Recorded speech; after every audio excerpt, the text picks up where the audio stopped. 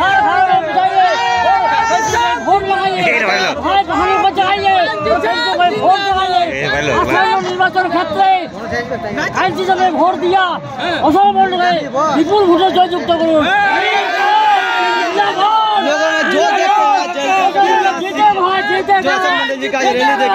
कार्यकर्ता का जोश देख सकते हैं।